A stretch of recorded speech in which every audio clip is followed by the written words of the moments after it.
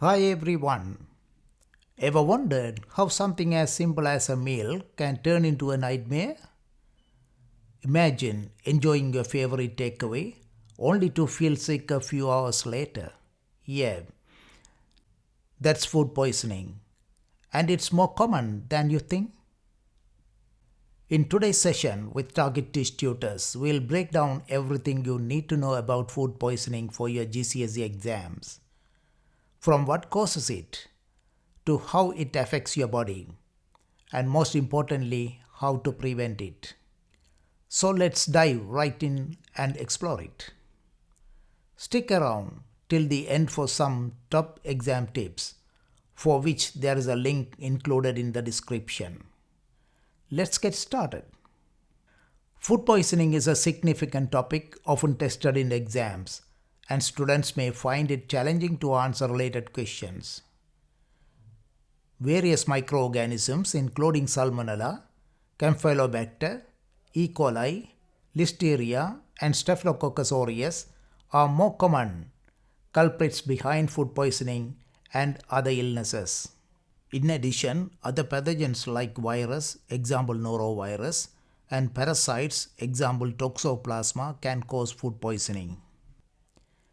Exam questions may focus on identifying symptoms or may present a case scenario, such as someone falling ill after eating at a restaurant, while on vacation, or after consuming undercooked meat. These pathogens enter the intestine and release toxin, which causes symptoms of food poisoning. How does it spread?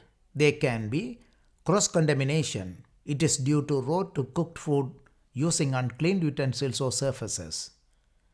Poor hygiene, unwashed hands can contaminate food. Inadequate cooking, inadequately cooking food can allow harmful bacteria to survive or flourish. Improperly stored food, allowing the food to remain at room temperature for too long can let bacteria multiply. And contaminated water. Drinking contaminated water can also lead to food poisoning. To excel in this topic, you don't need to memorize every detail about these pathogens. However, having a basic understanding of the illness can reduce your anxiety during the exam and boost your confidence when answering questions. Symptoms of food poisoning typically include nausea, vomiting, diarrhea, abdominal pain or cramping, fever, and general malaise. Remember, these symptoms occur as the body naturally tries to eliminate the pathogen. Potential exam questions on this topic may include contaminated food or drink. How does contamination occur in food or beverages? It can be due to improper handling, storage, cooking, or preparation, and cross-contamination, also by unwell food handlers. Prevention of pathogen spread. How can the spread of pathogens leading to food poisoning be prevented? It can be carried out by maintaining personal hygiene, example hand washing, and further prevention measures to be employed such as vaccination or prevention of development of resistant pathogens to treatment. Resistant organism. How does a pathogen become resistant? This may include questions about antibiotic testing, culture plate analysis, and aseptic techniques. And vaccination in animals. How does vaccination work to prevent infections in animals? We will go through this topic in detail related to the exams. Salmonella infection in particular is commonly associated with consuming raw or undercooked meat, example poultry, broken eggs or egg products, and unpasteurized milk.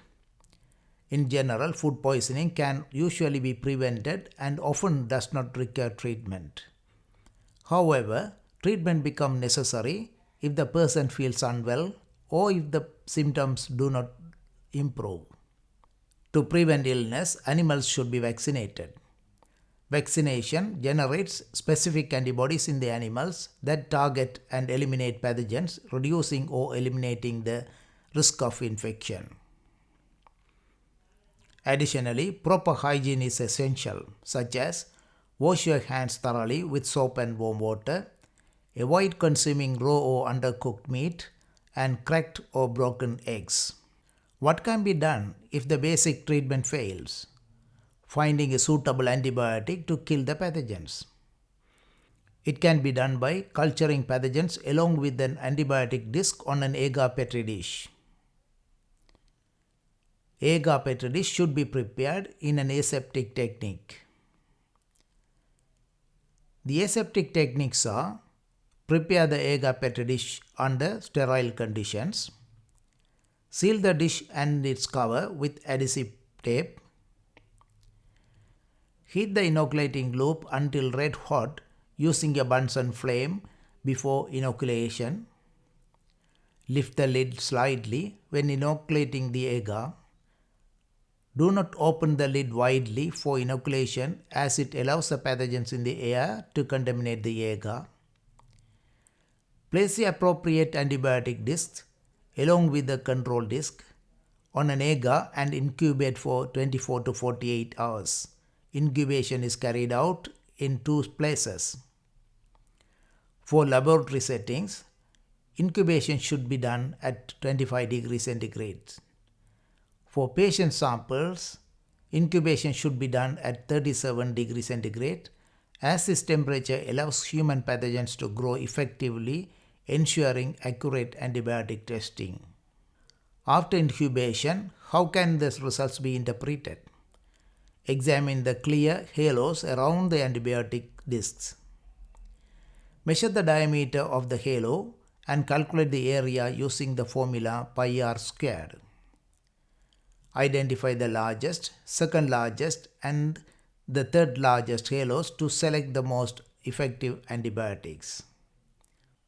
A disc with no halo or a smaller halo is not effective for the treatment. The size of the halo interprets the number of pathogens killed and leaves a clear area. If the halo is larger, the antibiotic killed a larger number of pathogens. If it is smaller, the antibiotic is able to kill less number of pathogens, and if there is no halo, the antibiotics doesn't kill any pathogens at all. It means the larger halo created by the antibiotic is effective for the pathogen and it is suitable for treatment. The control disc, which contains no antibiotic, should show no halo around it. The absence of halo in the control disc and the resistant antibiotic. Well, it is now time for you to discuss the dangers of handling samples and the precautionary measures that should be taken. And that's a wrap on food poisoning.